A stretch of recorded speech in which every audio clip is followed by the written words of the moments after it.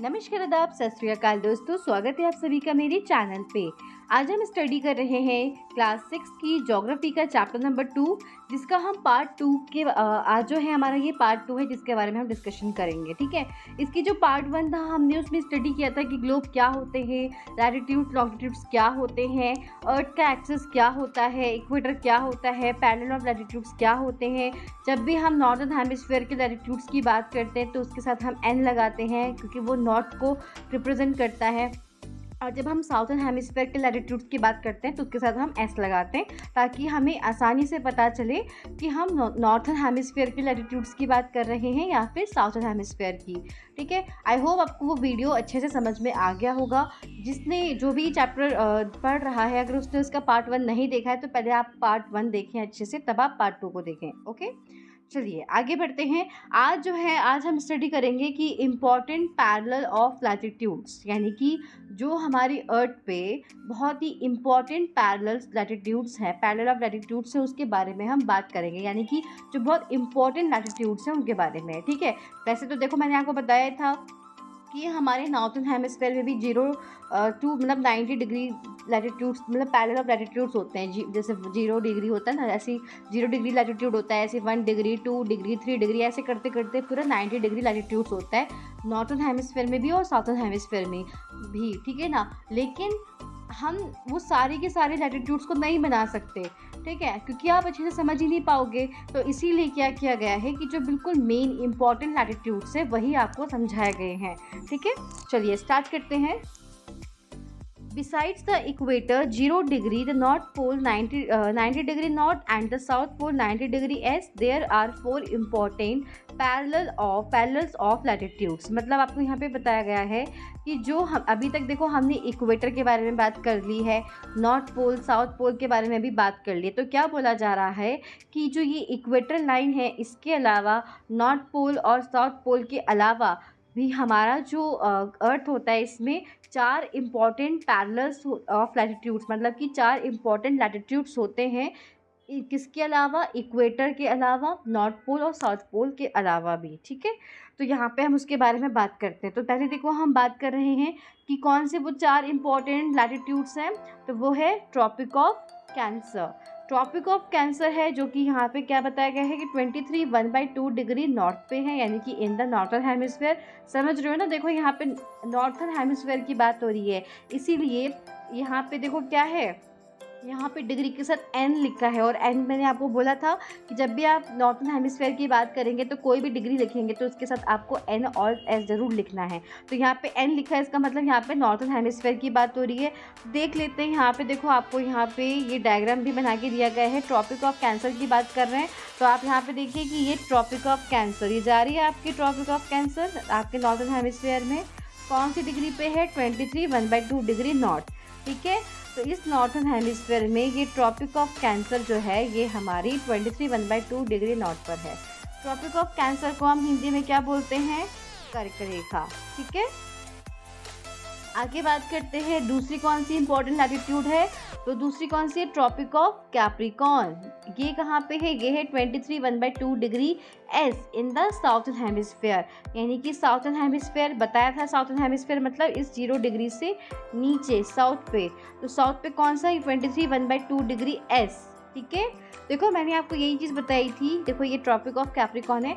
मैंने आपको यही चीज़ बोला था कि दोनों ही हेमिस्फीयर में जो आपके लैटिट्यूड्स होंगे ना वो सेम होंगे। जैसे यहाँ से ऊपर तक जाएंगे तो भी 0 डिग्री, 1 डिग्री, 2 डिग्री करके सेम लैटिट्यूड्स ऐसे ही हमारे साउथर्न हेमिस्फीयर में भी होते हैं। ठीक है, सेम, बस इनके नाम अलग हैं। जैसे जब आप नॉर्थर्न हेमिस्फीयर की बात कर रहे हो तो जो 23 डिग्री पे है वो है ट्रॉपिक ऑफ कैंसर है वो हमारी। ठीक है, ट्रॉपिक ऑफ कैंसर जो कि 23 डिग्री नॉर्थ पे है। उसी तरह से सेम साउथर्न हेमिस्फीयर में भी उसी सेम डिग्री पर, लेकिन साउथ में जो हमारा जाता है लैटिट्यूड उसको बोलते हैं ट्रॉपिक ऑफ कैप्रिकॉर्न। ये ना आपको बिल्कुल नाम अच्छे से याद करने हैं कि ट्रॉपिक ऑफ कैंसर जो है वो किस हेमिस्फीयर में? वो है नॉर्थर्न हेमिस्फीयर में। ट्रॉपिक ऑफ कैप्रिकॉर्न है साउथर्न हेमिस्फीयर में। ठीक है, इनकी डिग्रीज भी आपने देख ली, डिग्रीज भी सेम है, बस क्या चेंज है? एन और एस, मतलब कि एन से नॉर्थ, एस से साउथ। ठीक है, तो ये आप बिल्कुल इजी डायग्राम है, आप बिल्कुल समझ के करेंगे ना, बहुत इजीली आपको याद हो जाएगा। ठीक है, तो ये तो हमारी दो इम्पॉर्टेंट लैटिट्यूड्स हो गई। दो और बची हैं, कौन सा है? एक आता है आर्कटिक सर्कल जो कि 66 degree north of the equator है। अब देखो यहाँ पे देखते हैं, नॉर्थ ऑफ द इक्वेटर की बात हो रही है, यानी कि इक्वेटर से नॉर्थ पे ये वाली बात हो रही है फ्रिस्ट जोन की, देख रहे हो।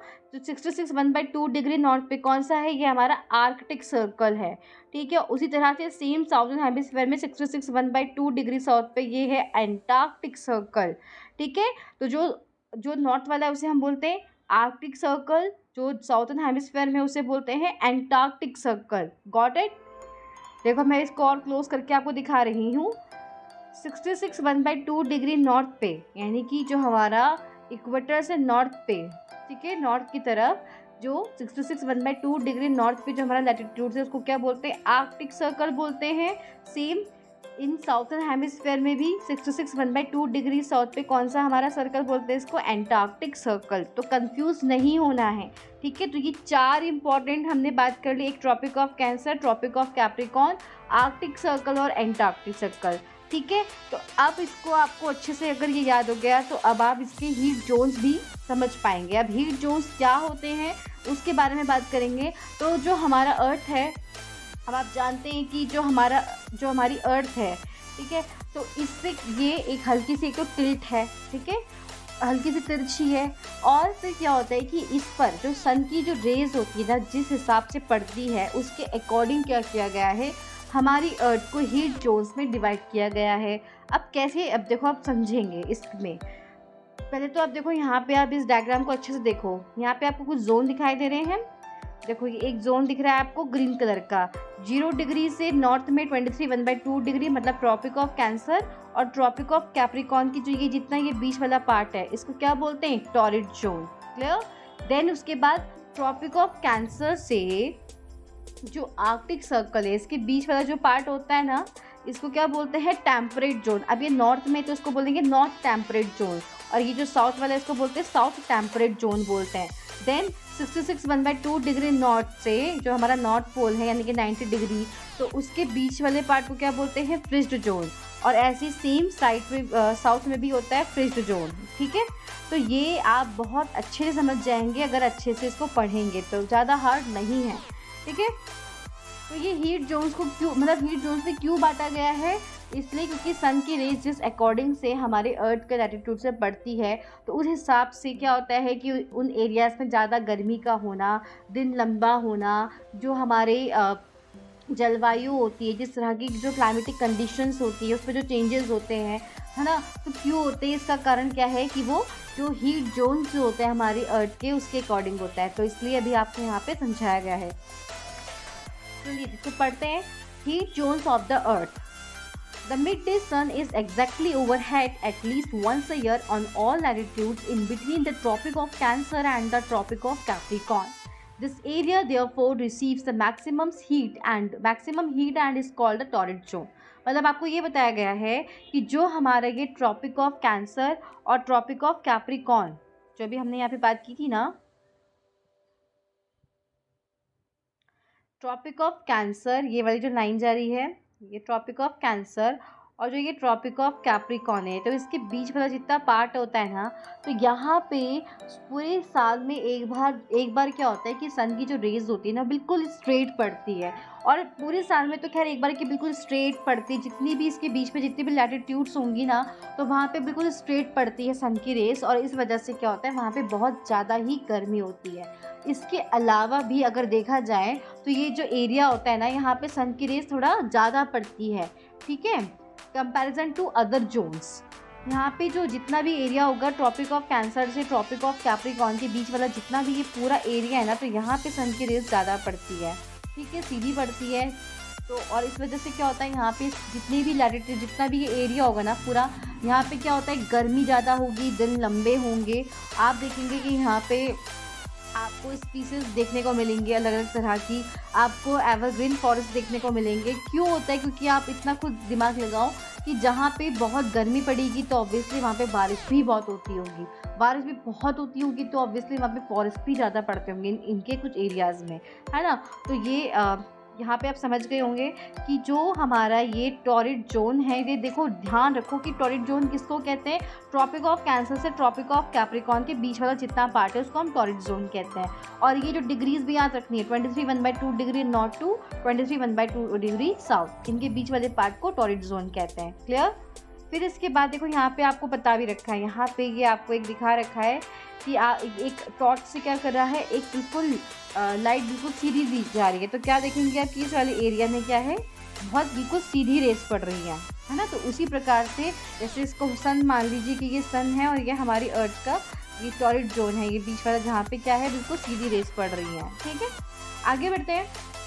The mid day sun never shines overhead on any latitude beyond the Tropic of Cancer and the Tropic of Capricorn. यानी कि क्या बोला जा रहा है कि जो हमारा जो सन होता है ना, वो कभी भी जो ट्रॉपिक ऑफ कैंसर और ट्रॉपिक ऑफ कैप्रिकॉर्न के ऊपर, उसके बियॉन्ड, उसके आगे वाला जो भी एरियाज़ हैं, मतलब यहाँ पे डायग्राम से समझते हैं कि जो ये ट्रॉपिक ऑफ कैंसर और ट्रॉपिक ऑफ कैप्रिकॉर्न के बियॉन्ड, मतलब इससे आगे जो ये जितने भी एरियाज़ हैं ना, इनमें कभी भी ना सन की रेस स्ट्रेट नहीं पड़ती है, बल्कि हल्की सी टिल्ट पड़ती है, तिरछी पड़ती है।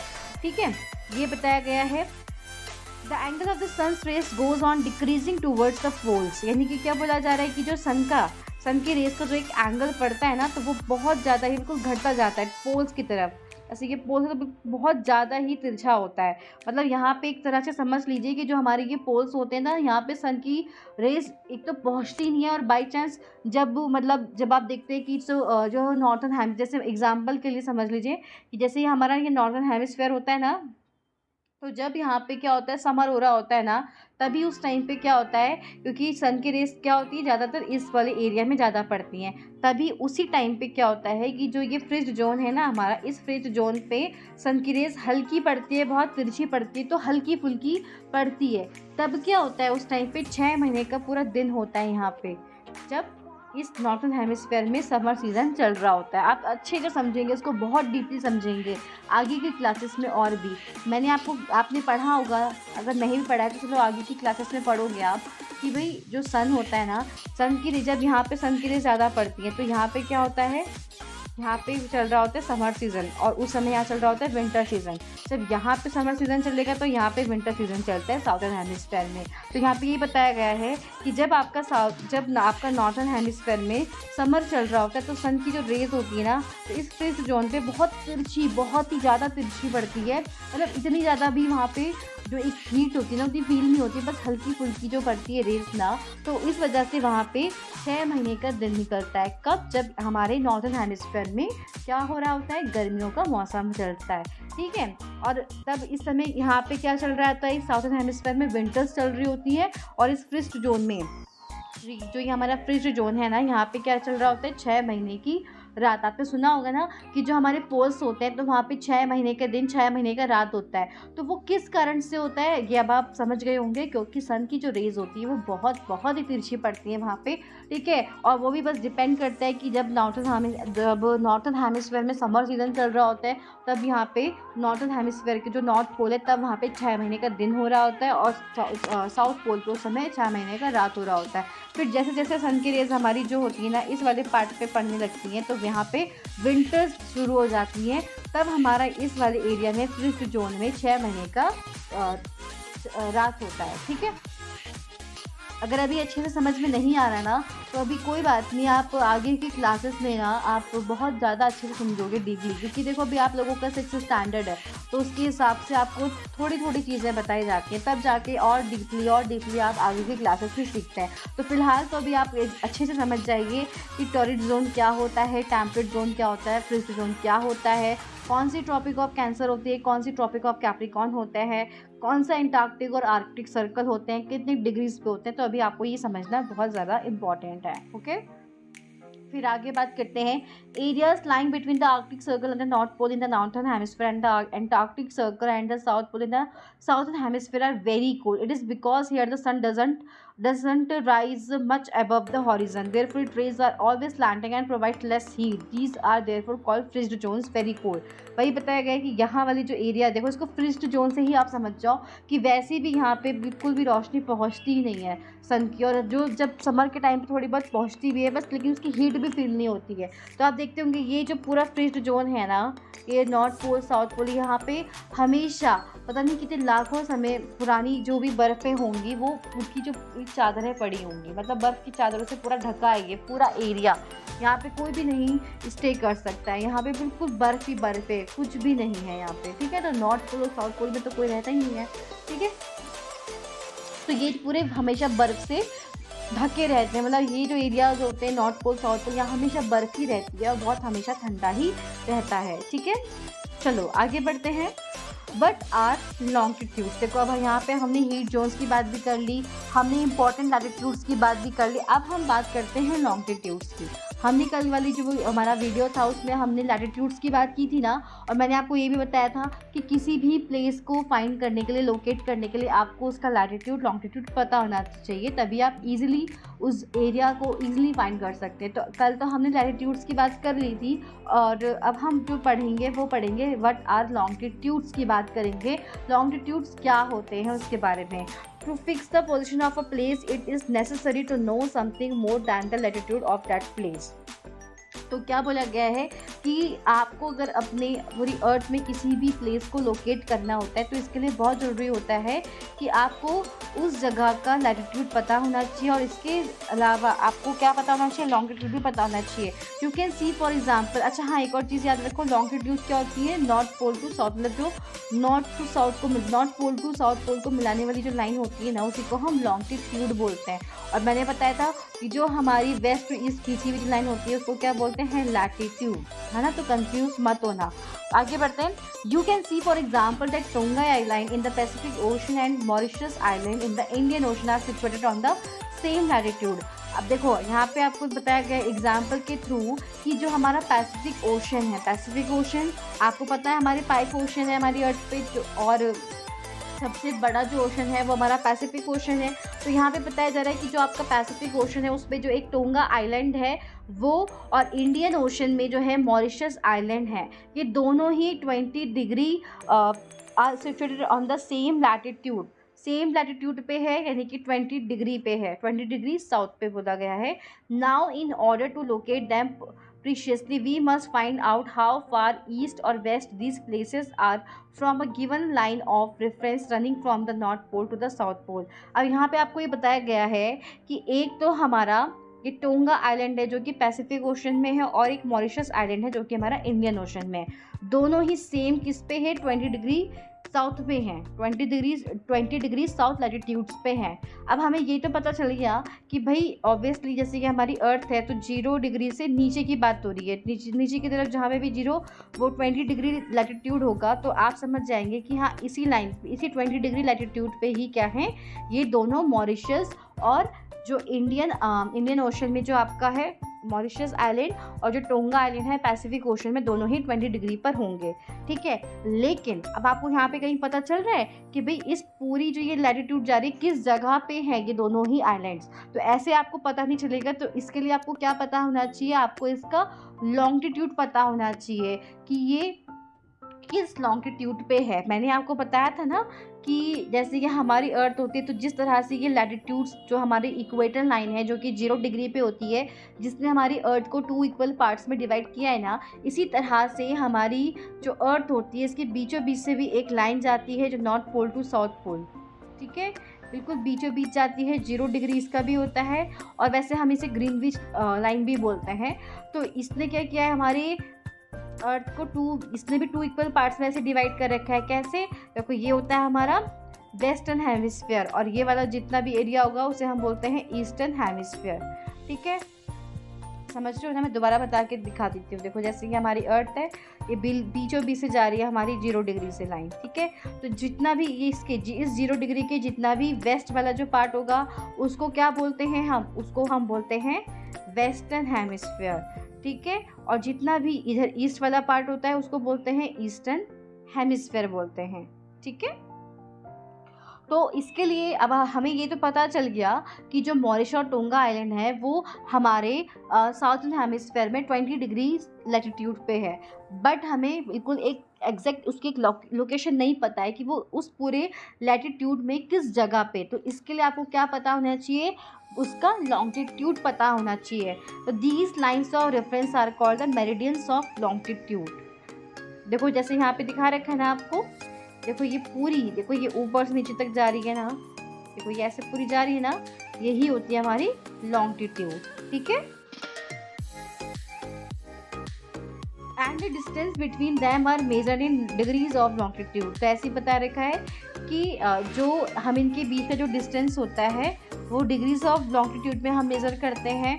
Each degree is further divided into minutes and minutes into seconds. They are semi circles and the distance between them decreases steadily polewards until it becomes zero at the poles where all the meridians meet. मतलब यहाँ पे आपको ये बताया गया है कि जो हमारे ये लॉन्गिट्यूड्स वाली जो ये हैं, जो ये लाइन है लॉन्गिट्यूड्स हैं, तो इनको हम डिग्रीज में मेज़र करते हैं और इनको मिनट्स में, मिनट्स इनटू सेकंड्स में भी हर एक डिग्री को डिवाइड किया गया है मिनट्स में। मैंने आपको बताया था ना कि आप जो लॉन्गिट्यूड्स होते हैं, लॉन्गिट्यूड्स की हेल्प से क्या होता है कि आप टाइम का पता लगाते हैं। ठीक है, वो भी आप सीखेंगे कि कैसे पता चलता है। ठीक है, लेकिन अभी आप फिलहाल इतना समझिए। फिर दे आर सेमी सर्कल्स, एक तरह से ये सेमी सर्कल्स होते हैं। एंड द डिस्टेंस बिटवीन, और इनके बीच का जो डिस्टेंस होता है ना वो लगातार घटता जाता है जैसे जैसे ये पोल्स की तरफ जाने लगते हैं। देखो यहाँ पे आप नोटिस करेंगे कि जो ये लाइन है ना, इनके बीच का जो यहाँ पे जितना भी ये पार्ट होगा ना, ये जितना भी ये पार्ट है यहाँ पे, तो इनके बीच का जो डिफरेंस है ना वो ऐसे दिखेगा आपको कि हाँ मतलब इक्वल दिखेगा। ठीक है, लेकिन जैसे जैसे ये ऊपर की तरफ मतलब पोल्स की तरफ जाएंगे तो क्या होता है, ये देखो ये पार्ट पूरा कैसा होगा, यहाँ पे इनके डिस्टेंस का मतलब बिल्कुल ही कम हो जाती है। पोल्स की तरफ जाते हुए डिस्टेंस मतलब एक ही पॉइंट पे सब मिल जाते हैं हमारे। ठीक है, तो इनके बीच का जो डिफरेंस होता है ना वो लगातार पोल्स की तरफ जाने पे घटने लगता है। Unlike parallels of latitude all meridians are of equal length. तो जो हमारे, जैसे कि हमने बात किया था कि जो लैटिट्यूड्स होती हैं उनका जो साइज होता है पोल्स की तरफ घटता जाता है। जैसे मैंने आपको बताया था ना, देखो मैं, आप समझते हैं कि ऊपर से बता रही हूँ, मैं अर्थ के जैसे मैं ऊपर से देख रही हूँ। तो देखो जो यहाँ पे खींची होगी लाइन, ठीक है, जो ये हमारे लैटिट्यूड है ये पूरा 360 डिग्री का बनता है ना, तो इसकी लंबाई अलग होगी। फिर इसके ऊपर जो बनेगा वो उससे थोड़ा छोटा सर्कल, फिर उससे छोटा, फिर उससे छोटा। तो इनकी जो लेंथ होती है ना, इसकी लैटिट्यूड्स की जो लेंथ होती है वो लगातार पोल्स की तरफ घटती जाती है। समझ रहे हो ना मैं क्या समझा रही हूँ? देखो मैं दोबारा समझा रही हूँ। जैसे ये हमारी अर्थ है, जब आप इसको बनाते हैं तो ऐसे बनाते हैं ना, जैसे ये ऐसे करके आगे से जा रहा है, फिर ऐसे पीछे की तरफ, ये पीछे की तरफ से ऐसे करके बनती है ना पूरे उसमें। तो ये जैसे जैसे ऊपर की तरफ जाते हैं तो ये जो इनका सर्कल्स होते हैं ना लैटिट्यूड्स के, ये लगातार घटते जाते हैं। लेकिन घटते जाते हैं मतलब इनकी जो लेंथ होती है वो कम होती जाती है ना। तो लेकिन हमारा जो लॉन्गिट्यूड्स होते हैं ना, तो इन जो ये लॉन्गिट्यूड्स की जो लंबाई होती है ना ये इक्वल होती है। जो लेंथ है मतलब लंबाई है इन लॉन्गिट्यूड्स की, वो क्या होती है, इक्वल होती है। ठीक है, ये डिफरेंस याद रखना। फिर आगे आता है, thus it was difficult to number the meridians, hence all countries decided that the count should begin from the meridian which passed through Greenwich, where the British Royal Observatory is located. This meridian is called the prime meridian. Its value is 0 degree longitude, and from it we count 180 degree eastward as well as 180 degree westward. The prime meridian and 180 degree meridian divide the earth into two equal halves. मतलब यहाँ पे आपको ये बताया गया है कि अब देखो ये इतनी सारी लाइंस होती हैं तो इसको काउंट करना थोड़ा सा मुश्किल होता। तो क्या किया गया है कि यही जो हमारी अर्थ है ना, तो इसके बीचों बीच से एक लाइन मानी गई है 0 डिग्री, जिसे हम ग्रीनविच लाइन बोलते हैं। तो यही माना गया है कि ये 0 डिग्री है। ठीक है, तो ये हमारे अर्थ को 2 पार्ट्स में डिवाइड करते हैं। तो इससे जितना भी यहाँ से देखो 0 से ले तक 180 डिग्री तक पूरा, यहाँ से ले तक ये घूम फिर के जो ये 180 डिग्री होता है ना, आपका यहाँ से पूरा यहीं पे आता है। ये पूरा घूम के ये पूरा जैसे 1 2 3 करते करते ये पूरा 180 डिग्री यहाँ पे ही आता है। ठीक है, और ऐसे ही यहाँ से यहाँ तक पूरा 180 डिग्री, ये 180 मतलब तरह से कॉमन हो गया दोनों का। दोनों, यानी कि वेस्टर्न हेमिस्फीयर और ईस्टर्न हेमिस्फीयर का जो 180 डिग्री होता है ना, वो कॉमन ही होता है, क्योंकि यहाँ से 0 डिग्री से शुरू होगा वो भी वहीं 180 पे ख़त्म होगा, यहाँ से 1 से शुरू होगा यहाँ पे भी 180 डिग्री यहीं पे ख़त्म होगा, तो दोनों का सेम होता है 180 डिग्री। ठीक है, तो जो ये 0 डिग्री जैसे कि हम ग्रीनविच बोलते हैं, तो ये जो मेरिडियन होता है ये हमारे अर्थ को 2 इक्वल पार्ट्स में डिवाइड करता है। देखो ये प्राइम मेरिडियन दे रखा है ना आपको, ये 0 डिग्री पे है ना, इसको प्राइम मेरिडियन ग्रीनविच रेखा भी बोलते हैं। तो ये देखो यहाँ से यहाँ तक क्या होता है हमारा ईस्टर्न हेमिस्फीयर, यहाँ से यहाँ क्या होता है हमारा वेस्टर्न हेमिस्फीयर। ठीक है, आप जानते हो ना एक सर्कल कितने डिग्री का होता है, अच्छा बताओ। 360 डिग्री का होता है ना, और 360 का हाफ कर दो तो 180 होगा, होगा कि नहीं होगा? दोनों का 180 यही होता है, यहाँ से 0 से शुरू होता है और यहाँ से 180, दोनों का क्या होता है, दोनों का सेम ही होता है 180 डिग्री। ठीक है, समझ रहे हो ना? इसी के थ्रू क्या होता है, टाइम को भी मेजरमेंट किया जाता है। आगे देखते हैं। Therefore, the longitude of a place is followed by the letter E। अब इसी तरह से जैसे हम लैटिट्यूड में नॉर्थन हेमिस्फीयर की बात करते हैं तो हर लैटिट्यूड के साथ हम N लगाते हैं, साउथर्न हेमिस्फीयर की बात करते हैं तो हर लैटिट्यूड के साथ हम S लगाते हैं। उसी प्रकार से जब भी हम कोई लॉन्गिट्यूड लिखते हैं तो अगर हम ईस्टर्न हेमिस्फीयर की बात करते हैं तो उसके साथ, उस डिग्री के साथ हम क्या लगाते हैं E, और जब हम वेस्टर्न हेमिस्फीयर की बात करते हैं तो उसके साथ हमेशा डिग्री के साथ W लगाएंगे, जिससे हमें पता चलेगा कि हम ईस्टर्न हेमिस्फीयर की बात कर रहे हैं या फिर वेस्टर्न हेमिस्फीयर की। ठीक है, क्योंकि देखो सेम ही तो होता है, जैसे यहाँ पे 0 डिग्री है ना तो यहाँ पे भी 1 डिग्री होगा, लेकिन वो 1 डिग्री किधर, यहाँ पे जो 1 डिग्री होगा वो कैसा होगा, ईस्टर्न हेमिस्फीयर का, और जो यहाँ का 1 डिग्री होगा वो होगा वेस्टर्न हेमिस्फीयर का। समझ आ रहा है ना आपको? फिर ऐसे 2 डिग्री ईस्टर्न हेमिस्फीयर का तो ई लगाएंगे, 3 डिग्री 4 डिग्री सबके साथ ई लगेगा जब भी आप ईस्टर्न हेमिस्फीयर की बात करते हो। ऐसे जब आप वेस्टर्न हेमिस्फीयर की बात करते हो तो हमेशा आप उस डिग्री के साथ W लगाएंगे। ठीक है, फिर आगे हम बात करते हैं। Now look at the grid of the parallels of latitude and meridians of longitude on the globe. You can locate any point on the globe very easily if you know its latitude and longitude। मैंने वही बताया ना कि देखो अब ये latitude और longitude का जो ये पूरा ये बना रखा है ना, एक ग्रिड लाइन हो गई है ना, तो देखो ये पूरा क्या हो गया, ग्रिड लाइन हो गई। ये देखो यहाँ पे आपको बता रखा है, तो यहाँ पे एक तरह से आपको एक डायग्राम के थ्रू अभी देखो आप सीखोगे कि कैसे हम किसी भी प्लेस को ईजिली फाइंड करते हैं। ठीक है, अगर आपको उस एरिया का लैटिट्यूड और लॉन्गिट्यूड पता होता है। देखो यहाँ पे कैसे बता रखा है, for example Dhubri in Assam is situated at 26 degree north latitude and 90 degree east longitude। Find out the point where these two lines cut each other। मतलब आपको एग्जाम्पल के थ्रू बताया गया है कि कैसे आप किसी भी प्लेस को लोकेट कर सकते हो अगर आपको इसका लैटिट्यूड लॉन्गिट्यूड पता है।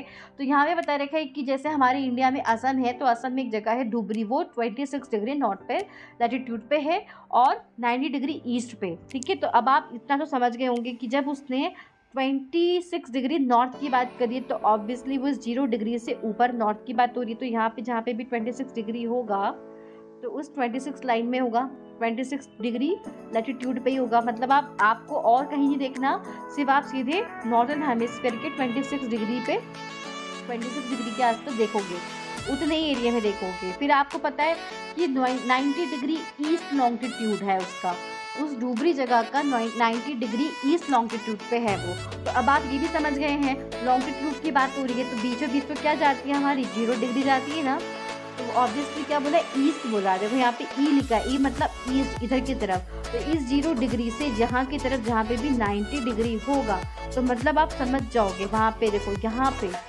ये लाइन जा रही है 90 डिग्री की लाइन, और ये लैटिट्यूड की लाइन, मतलब ये लैटिट्यूड और लॉन्गिट्यूड जिस प्लेस पे ये कट करेंगे मतलब वो उसकी प्लेस निकल गया, वो लोकेशन आपको पता चल जाएगी।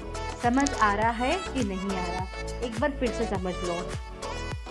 यहाँ ये हमारी अर्थ है, हम इसको कलरफुल बना के समझाती हूँ।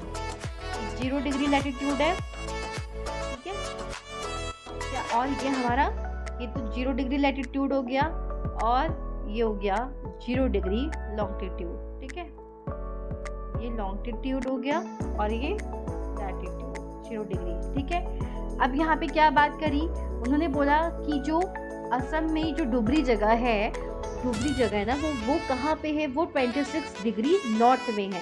तो 26 डिग्री नॉर्थ का मतलब क्या हो रहा है, इस नॉर्दर्न हेमिस्फेयर की बात हो रही है। तो 0 डिग्री से 26 डिग्री लैटिट्यूड जो होगा वहाँ पे आप देखेंगे उसी की सीध में, ठीक है। तो जैसे मान लीजिए कि यहाँ पे जा रही है, ये हमारी जा रही है 26 डिग्री लैटिट्यूड, ठीक है।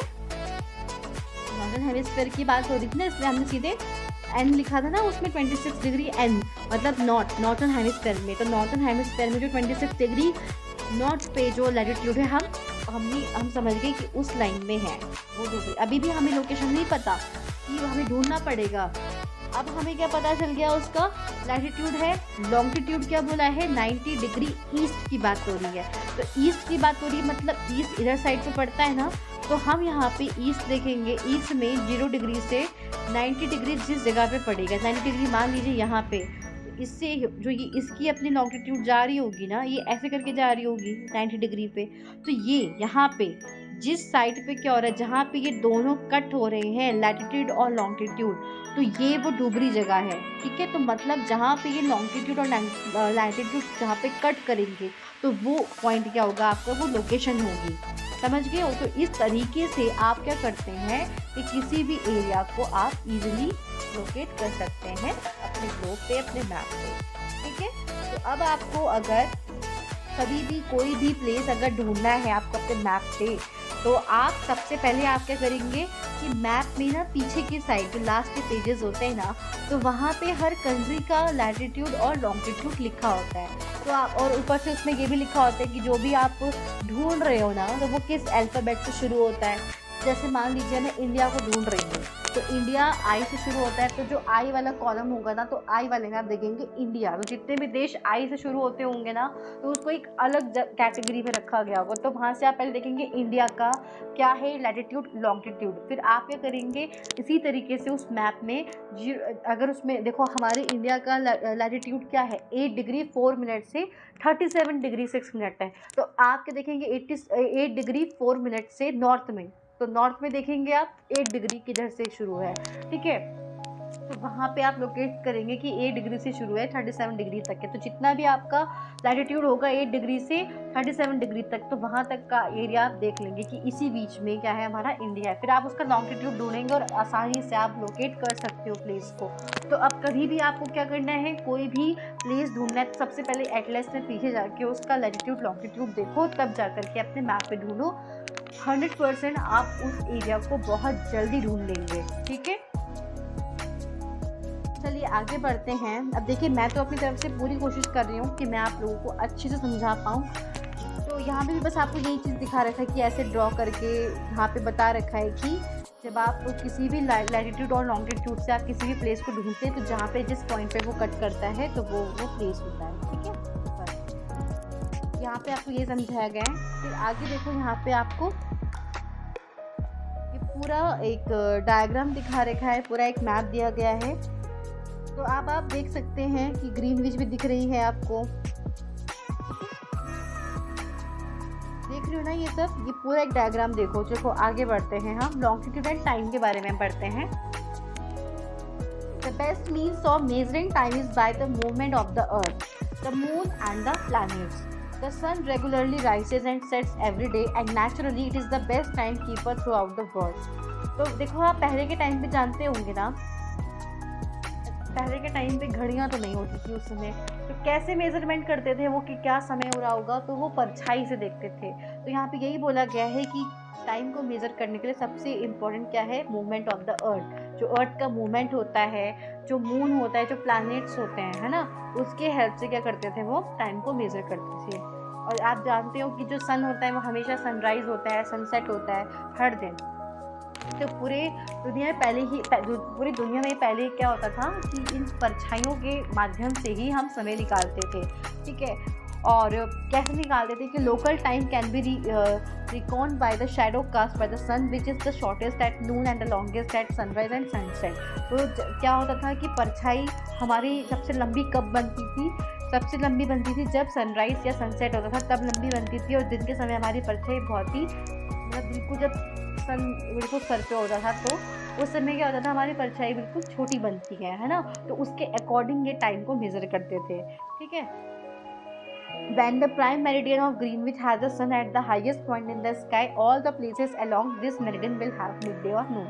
देखो इस डायग्राम से समझते हैं, जो आपको मैप दिया गया है ना, जैसे यहाँ पे ये बोला गया है कि जैसे आपकी ग्रीनविच लाइन जा रही है ना, ये ग्रीनविच लाइन जा रही है, तो जब सन क्या होगा बिल्कुल इस लाइन पे सीधा पड़ेगा ना, तो इस मतलब इस लाइन में मतलब इस एरिया पे जब बिल्कुल सीधा पड़ता है, तो जितने भी ग्रीनविच वाली लाइन जिन देशों से होकर गुजरती होगी ना, उन सारे देशों में क्या होता होगा, दिन बहुत ही लंबा और वहाँ पे बहुत ज़्यादा गर्मी पड़ रही होगी उस समय। लेकिन इसके अपोजिट, जैसे देखो यहाँ पे ये हमारी अर्थ है, ये ग्रीनविच पे देखा जा रही है, ग्रीनविच लाइन जा रही है ना, इस पे जब सन की रेस पड़ रही है, तो जितना ये पूरा एरिया होगा ना, जितना भी मतलब इस ये ग्रीनविच रेखा जितने भी देशों से होकर गुजरती है, तो वहाँ वाले एरिया में क्या होता होगा, पूरी जगह पे दिन होता है उसके हिसाब से, सन की रेस के हिसाब से। लेकिन दूसरी जगह जो इसके पीछे वाला पार्ट है, अर्थ के पीछे वाला पार्ट, शेडो पार्ट, जहाँ पे सन की रेस नहीं पड़ रही है, वहाँ पे क्या हो रहा होगा, रात हो रही होगी। ठीक है। As the earth rotates from west to east, those places east of Greenwich will be ahead of Greenwich time and those to the west will be behind it. The rate of difference can be calculated as follows. मतलब आपको ये बताया गया है, देखो आपको ना phone थोड़ा सा टिल्ट करना पड़ेगा, तभी आप इस डायग्राम को समझ पाओगे। ठीक है। जैसे कि यहाँ पे आपको दिखा रखा है कि ये ग्रीनविच लाइन है ना, तो इसके आगे अब आप जानते हो ना कि हमारी जो अर्थ है वो वेस्ट टू ईस्ट की तरफ घूमती है, ऐसे घूमती है ना। तो ऑब्वियसली क्या होता है कि जितने भी हमारे ये देश होते हैं, जितने भी देश हैं, किससे, ग्रीनविच से आगे की तरफ, ईस्ट की तरफ, तो वहाँ पे हमेशा टाइम आगे चल रहा होता है, किसके कंपैरिजन में, हमारे इस वेस्टर्न हेमिस्फीयर के, इस वेस्टर्न वाले हेमिस्फीयर के कंपैरिजन में। ठीक है। इसको हम अभी सीखेंगे कि कैसे टाइम का हम करते हैं major. The rate of difference can be calculated as follows. The earth rotates 360 degree in about 24 hours. यानी कि देखो आपको क्या बताया गया है कि 24 घंटे में, पूरे 24 आवर्स में क्या होता है, हमारा जो अर्थ है वो पूरा एक चक्कर पूरा करती है। आप जानते हैं ना 360 डिग्री का होता है ना सर्कल, तो मतलब जो अर्थ है, आपको पता है अर्थ जो है अपनी जगह पे घूमती है ना गोल, तो उसको अपना एक चक्कर कंप्लीट करने में, यानी कि इस 360 डिग्री को पूरा करने में 24 घंटे लगते हैं।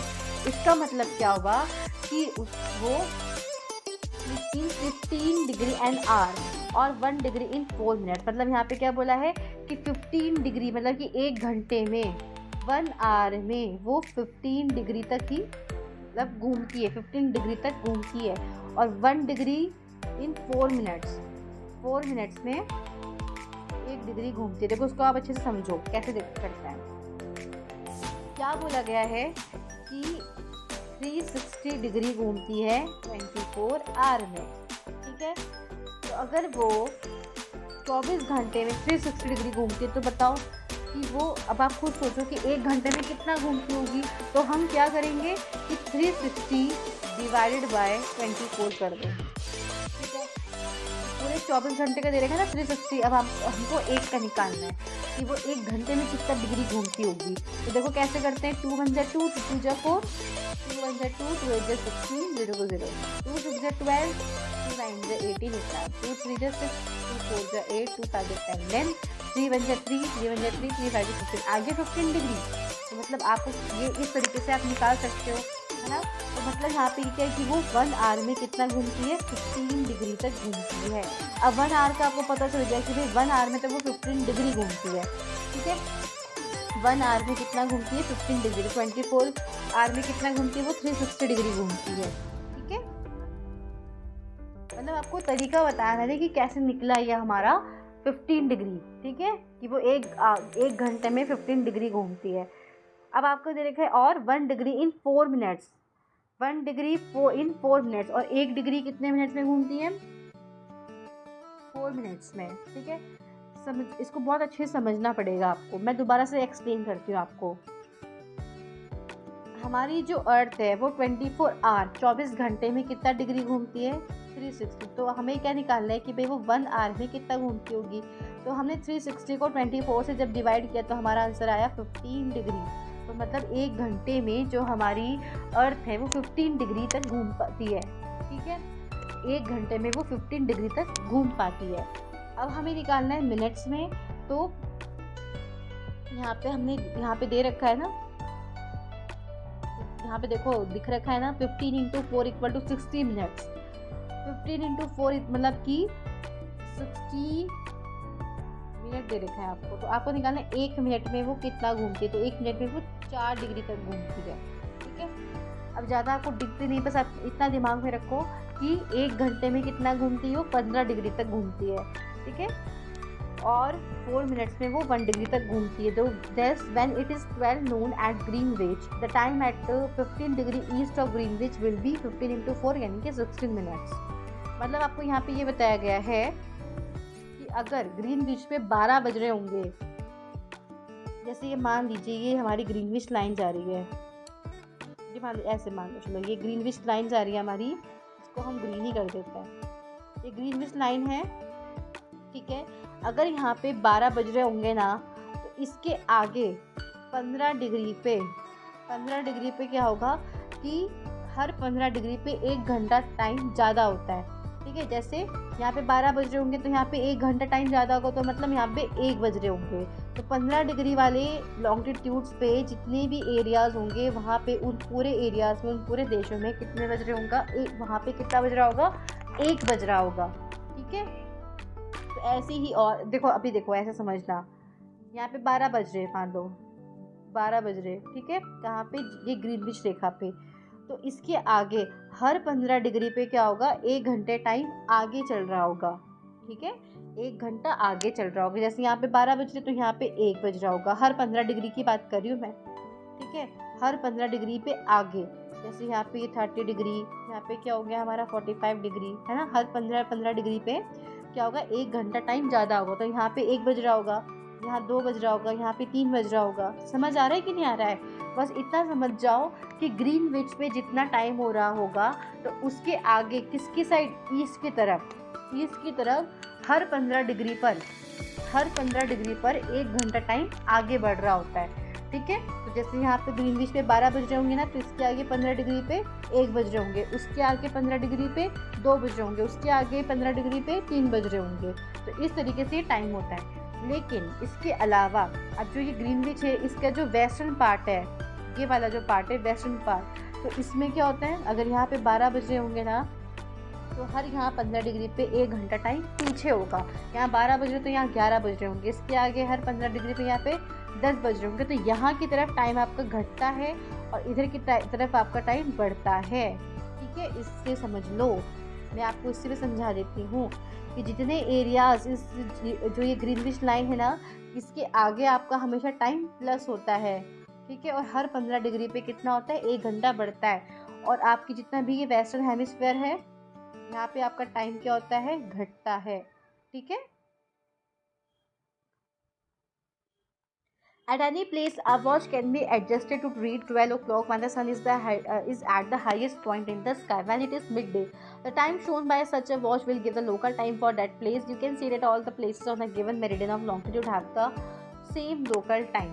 देखो क्या होता है ना कि मैंने आपको कल भी बताया था, नहीं बताया तो देख लो कि जो हमारा टाइम मेजरमेंट करना होता है ना, वैसे तो कि पूरी दुनिया का इस तरीके से टाइम होता है। जैसे कि जो हमारा आई थिंक जो हमारा इंडिया है ना, तो इंडिया ग्रीनविच से 5.5 घंटा आगे चलता है टाइम।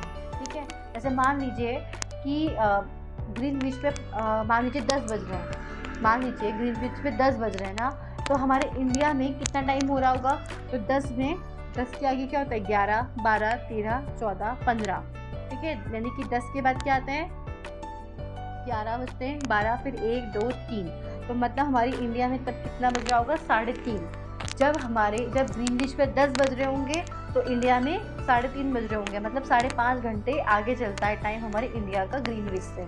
ठीक है, तो देखो अब मैंने आपको कल भी बताया था कि थोड़ा सा ना टाइम को शेड्यूल करने में थोड़ा डिफ़िकल्टी काफ़ी आती, तो इसलिए क्या किया गया कि सबके स्टैंडर्ड टाइम बना दिए गए कि अपने सभी देशों ने अपने क्या बना दिए गए, स्टैंडर्ड टाइम बनाए जो उनका अपना लोकल टाइम होता है। ठीक है, The local time of places which are on different meridians are bound to differ. मतलब for example it will be difficult to prepare a timetable for trains which cross several longitudes. अब देखो अलग अलग longitude से होकर हमारी trains जाती हैं, तो टाइम मेजरमेंट करने में, क्योंकि मैंने आपको बताया ना कि हर लॉन्गिट्यूड पे आप देखेंगे कि टाइम में चेंजेस होते हैं, तो वो टाइम को मेज़र करने में डिफ़िकल्टी आती। तो इसी वजह से क्या किया गया कि हर देश का अपना क्या बनाया गया, एक मेरिडियन बना दिया गया, टाइम मेरिडियन, जिसके अकॉर्डिंग उस पूरे देश का, उस पूरी कंट्री का टाइम को सेट किया जाता है। ठीक है, वो एक लोकल टाइम होता है हर देश का। और कुछ देश ऐसे होते हैं जो बहुत बड़े होते हैं साइज में, जैसे कि रशिया की अगर हम बात करें तो रशिया में क्या है, तो मतलब एक से ज़्यादा है, मतलब वहाँ पे तो बहुत सारी उन्होंने अपना एक स्टैंडर्ड टाइम बना रखा है। ठीक है, क्योंकि वो एरिया बहुत ज़्यादा बड़ा है। चलो आगे बढ़ते हैं। In India, for instance, there will be a difference of about 1 hour and 45 minutes in the local times of Dwarka in Gujarat and Dibrugarh in Assam. मैंने आपको कल भी बताया था कि जो हमारा इंडिया है ना, तो इंडिया में जो गुजरात में जो हमारा जगह है, एक कौन सा, द्वारका, और एक हमारा यहाँ पे पड़ता है डिब्रूगढ़। तो इन दोनों के ही टाइम में ना 1 आवर 45 मिनट्स का क्या होता है, डिफरेंस पाया जाता है। क्यों पाया जाता है, क्योंकि आप देखो ना यहाँ अलग अलग लॉन्गिट्यूड्स पे है ना, तो इसीलिए क्या होता है, इनके टाइम में 1 घंटे 45 मिनट्स का डिफरेंस होता है।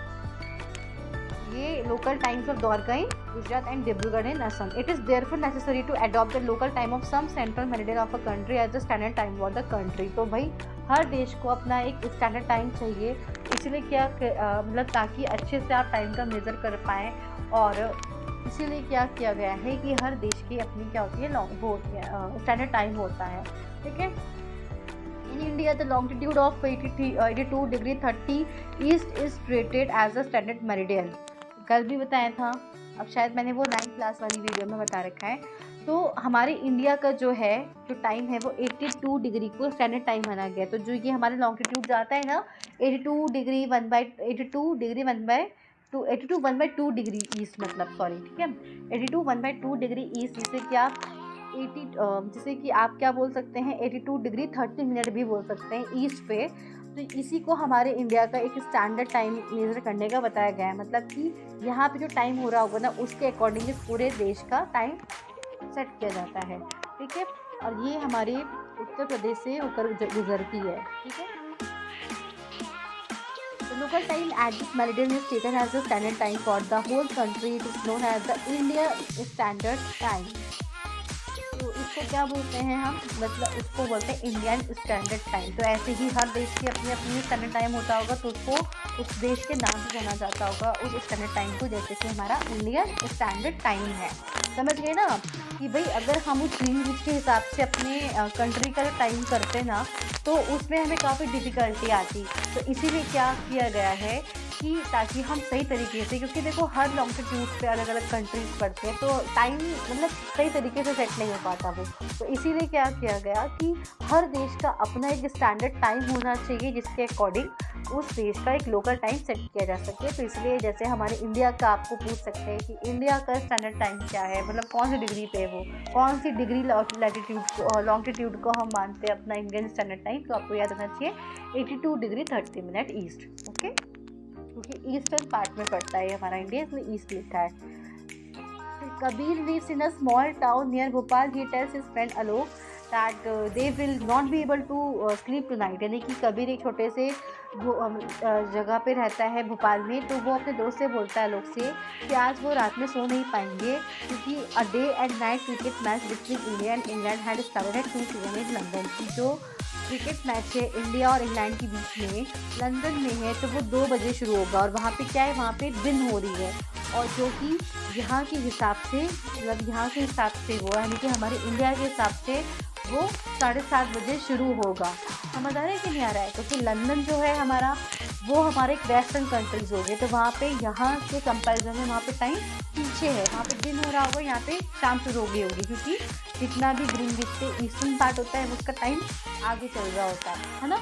तो वही बोला उसने कि आज हम रात को सो नहीं पाएंगे। क्यों? क्योंकि लंदन में जब दिन में 2 बजे मैच शुरू होगा, तब यहाँ पे शाम के 7:30 बजे वो मैच यहाँ के हिसाब से वो 7:30 बजे शुरू होगा। वो मैच तो कितना लंबा चलता है ना, तो वही बताया कि वो इसलिए सो नहीं पाएगा। तो this means that the match would begin eight 7:30 PM India and finish well into the night. मतलब कि यहाँ के हिसाब से जो वो मैच है वो 7:30 बजे शुरू होगा और वो रात में जा कर के ख़त्म होगा।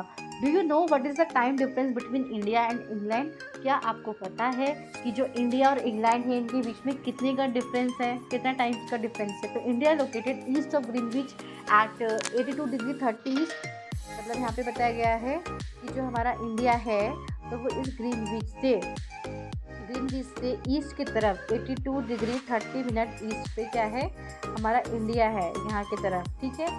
और जो ग्रीनविच जो है ना हमारी, एक और याद रखना है कि जो ग्रीनविच है ना वो हमारे इंग्लैंड से होकर गुजरती है। तो यहाँ पे बताया गया है कि जो ग्रीनविच से वो 82 डिग्री 30 ईस्ट की तरफ है, और ग्रीनविच में और इंडिया के जो टाइम में 5 आवर्स, देखो यहाँ पे लिखा भी है, मैं भी आपको बता ही रही थी कि 5 आवर्स 30 मिनट्स का डिफरेंस होता है ग्रीनविच मीन्स टाइम से, ठीक है।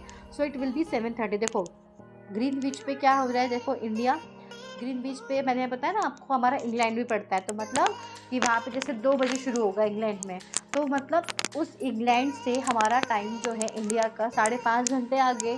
क्या बोला मैंने कि जो ग्रीनविच मीन्स टाइम है वो हमारे इंग्लैंड से होकर गुजरती है, तो इंग्लैंड पे 2 बज रहे, मतलब GMT में हमारे क्या बज रहे हैं, 2 बज रहे हैं। तो हमारे इंडिया में कितना टाइम हो रहा होगा, तो मैंने अभी आपको बताया ना कि GMT से हमारे इंडिया का टाइम 5.5 घंटे आगे है। तो 5.5 घंटे को आप इसमें प्लस कर दो, बस 5.5 घंटे को आप प्लस कर दो तो ये तो कितना आएगा, 7:30 तो आएगा।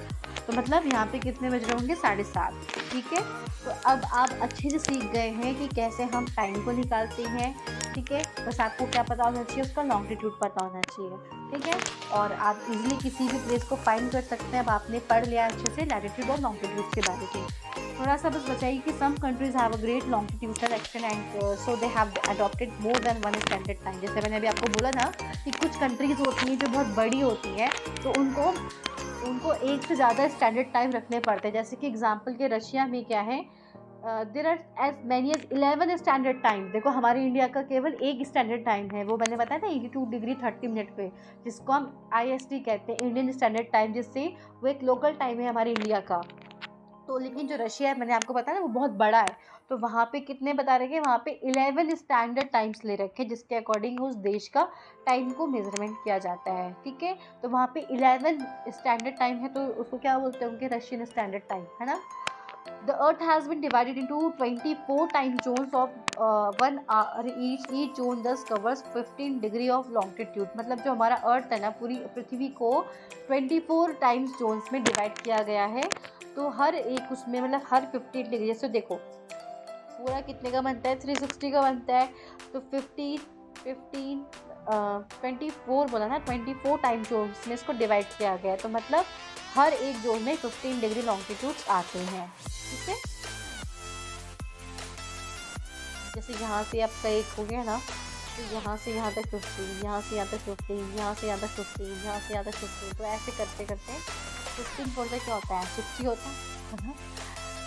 60 मतलब कि आप ये समझ जाइए कि 24 टाइम जोन्स में हमारा बांटा गया है अर्थ को, तो और हर एक जोन पे कितना आता है, 15 डिग्री लॉन्गिट्यूड आता है, ठीक है। तो इस चैप्टर में हमने क्या क्या स्टडी किया, इस चैप्टर में हमने पढ़ा ग्लोब क्या होता है, एक्सिस क्या होता है, इक्वेटर क्या होता है नॉर्थन साउथर्न हेमिस्फीयर, लैटिट्यूड्स के बारे में हमने स्टडी किया। हमने जो इम्पोर्टेंट पैरल्स ऑफ लैटिट्यूड्स थे उनके बारे में बात किया, Tropic of Cancer, Tropic of Capricorn, Antarctic Circle, Arctic Circle के बारे में बात की। फिर हमने हीट जोन्स के बारे में बात की, जिसमें हमने बात की torrid zone, temperate zones, frigid zones क्या होते हैं। फिर हमने अच्छे से लॉन्गिट्यूड्स के बारे में बात करी, हमने सीखा कि कैसे हम टाइम को मेज़र करते हैं, वो कितना हर 15 डिग्री पे क्या होता है, 1 घंटा टाइम आगे चल रहा होता है। तो मतलब आपको अच्छे से समझ में आ गया होगा। दोबारा से वीडियो देखना, अभी भी समझ में नहीं आया, कोई नहीं, आपके टीचर्स जब आपको पढ़ाएंगे ना अच्छे से बोर्ड पे, तब आपको ज़्यादा अच्छे से समझ में आएगा, ठीक है। कैसे हमें टाइम निकालते हैं, इस इंडिया का स्टैंडर्ड टाइम क्या होता है, कैसे आप किसी भी प्लेस को लोकेट करते हैं with the help of latitude and longitude. तो आई होप आपको 100 आउट ऑफ 70-80% तो समझ में आया होगा ना। जब आपके टीचर्स आपको पढ़ाएंगे और अच्छे से समझ में आ जाएगा। चलिए आज के लिए इतना ही, फिर आगे देखो जो भी आपके क्वेश्चंस होते हैं ना, तो इस क्वेश्चंस को ना पूरा चैप्टर को पढ़ने के बाद खुद से कोशिश किया करो इनके क्वेश्चंस को सॉल्व करने की, ठीक है ना। तो चलिए आज के लिए इतना ही, फिर हम मिलते हैं नेक्स्ट वीडियो में। तब तक के लिए धन्यवाद।